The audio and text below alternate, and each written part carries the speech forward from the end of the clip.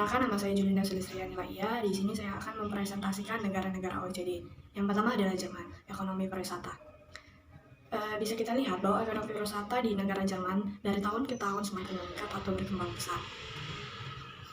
Pendapatan pariwisata menunjukkan sektor yang dihasilkan secara langsung lebih dari 105 miliar euro di perekonomian Jerman. Dan dampaknya secara tidak langsung Dampaknya sekarang lebih dari 2,9 juta orang dipekerjakan secara langsung di sektor pariwisata. Dan kunjungan wisatawan pun baik domestik maupun mancanegara terus meningkat dibanding 2017 yang mencapai 4,5% di 2018. Tata kelola dan pariwisata di Jerman. Pemerintah federal bertanggung jawab langsung untuk menetapkan lingkungan kebijakan yang sesuai untuk aturan pariwisata. Beberapa prioritas kebijakan yang telah ditentukan, yaitu keberhasilan layanan dan informasi. Kedua, memperkuat pariwisata pedesaan, meningkatkan tenaga kerja dan keterampilan, digitalisasi, pasar sumber baru, keberlanjutan ekonomi, dan lingkungan. Adapun tujuan strategis kebijakan pariwisata. Yang pertama, memanfaatkan bidang potensi ekonomi dalam pariwisata. Yang kedua, memperkuat daya saing Jerman sebagai tujuan pariwisata. Yang ketiga, menciptakan infrastruktur digital modern. Yang keempat, mengembangkan pariwisata berkualitas yang melestarikan alam dan budaya. Yang kelima, memanfaatkan pariwisata untuk mendorong pembangunan ekonomi. Lalu yang terakhir, mendukung pengembangan pariwisata yang ramah lingkungan dan iklim. Lalu tindakan yang berlangsung dalam mendukung strategi tersebut adalah yang pertama, proyek pariwisata yang untuk semua. Memberikan informasi tentang penawaran pariwisata bebas hambatan. Yang kedua, pengembangan pariwisata berkelanjutan. Penyebaran informasi tentang penawaran pariwisata. Negara yang kedua adalah Swedia, ekonomi pariwisata. Pengeluaran terkait pariwisata adalah sekitar 337 miliar pada tahun 2018, meningkat 6% dibanding 2017. Pendapatan yang dihasilkan secara menyeluruh oleh sektor pariwisata ini meningkat secara pesat. Pariwisata memberikan kontribusi secara langsung dalam pertumbuhan lapangan kerja sebesar 3,4% di tahun 2018. Volume pengunjung wisatawan pun terus berkembang dan terus meningkat, yang baik kunjungan wisatawan mancanegara ataupun wisatawan lokal. Tata kelola dan pariwisata di Swedia.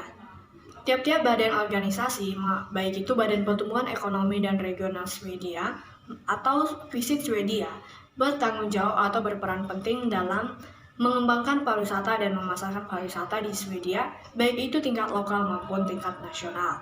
Badan Pertumbuhan Ekonomi dan Regional Swedia juga mendukung daerah dalam pekerjaannya, mengembangkan dan melaksanakan rencana aksi daerah berkelanjutan. Kebijakan dan program pariwisata di Swedia. Pariwisata adalah konektivitas dan transportasi, profitabilitas dan usaha kecil, dan tujuan produk pembangunan, digitalisasi musim dan pariwisata berkelanjutan. Dalam setiap aspek ini, perlu dilakukannya pembaruan dan pembangunan terhadap sektor pariwisata, seperti pembangunan wisata pedesaan dan pemasangan akses internet. Transportasi yang sampai saat ini menjadi kendala atau tantangan tersendiri di Swedia. Penyelesaian strategi yang baru pada tahun 2020 menyatakan prioritas kebijakannya adalah mengembangkan strategi jangka panjang yang berlanjut hingga pada tahun 2030, yang mendorong berkelanjutan pengembangan pariwisata dan menyediakan platform untuk mengimplementasikan tindakan baik nasional maupun global. Kolaborasi yang diperoleh antara badan-badan nasional di Swedia. Proyek yang disetujui oleh badan-badan nasional adalah mengenai perencanaan transportasi pariwisata, dampak dan kepentingan penerbangan, analisis keterampilan dan metodologi untuk pembangunan destinasi wisata dunia. Sebagai contohnya itu proyek Miranda, dukungan berbasis mikro, perjalanan pariwisata berkelanjutan, dan perencanaan infrastruktur.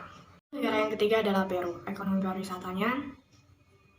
Pendapatan devisa dari pariwisata 2018 meningkat mencapai total 16,4 miliar pada tahun 2018. Dan bisa dikatakan bahwa sektor pariwisata di negara Peru ini secara langsung terus meningkat dari tahun ke tahun. Kedatangan turis internasional mencapai 4,4 juta dan jumlah perjalanan yang dilakukan oleh penduduk di negara Peru saat itu sebanyak 45,5 juta. Tata kelola dan pariwisata. Kementerian Perdagangan Luar Negeri dan Pariwisata adalah otoritas publik dan administrasi utama untuk sektor pariwisata. Perannya adalah untuk mereview, menentukan, mengarahkan, melaksanakan, mengkoordinasikan, dan mengawasi perdagangan luar negeri dan kebijakan pariwisata dengan kebijakan umum negara Peru, yang bertujuan meningkatkan kualitas pelayanan pariwisata, pengelolaan lingkungan, fasilitas pariwisata, perlindungan wisatawan, dan promosi budaya wisata. Kebijakan dan program pariwisata di negara Peru. Kerangka utama pengembangan pariwisata adalah Rencana Strategis Nasional Pariwisata Peru hingga 2025 yang memiliki 4 pilar. Sebagai berikut. Pertama, penciptaan tawaran pariwisata yang kompetitif dan berkelanjutan. Kedua, diverifikasi pasar pariwisata termasuk pengembangan destinasi kompetitif. Lalu yang ketiga, fasilitas pariwisata termasuk optimalisasi manajemen. Lalu yang terakhir, penguatan sektor melalui pelatihan kejuruan termasuk promosi budaya wisata. Lalu, mengutamakan keselamatan dalam strategi pariwisata di Peru. Program terbaru yang diluncurkan Kementerian Perdagangan Luar Negeri dan Pariwisata adalah Strategi Pariwisata yang Aman, yang mendukung formalisasi bisnis dalam berusaha untuk menjamin perjalanan yang aman dan pengalaman bagi wisatawan yang mengunjungi Peru. Tujuan program ini adalah untuk memastikan lebih banyak pengalaman perjalanan yang memuaskan bagi pengunjung, memenuhi standar minimum yang diperlukan untuk memberikan kualitas layanan dan pencegahan, tindakan dan respon keamanan yang ada di sektor pariwisata. Jadi demikian saja presentasi materi saya tentang negara-negara OECD. Terima kasih.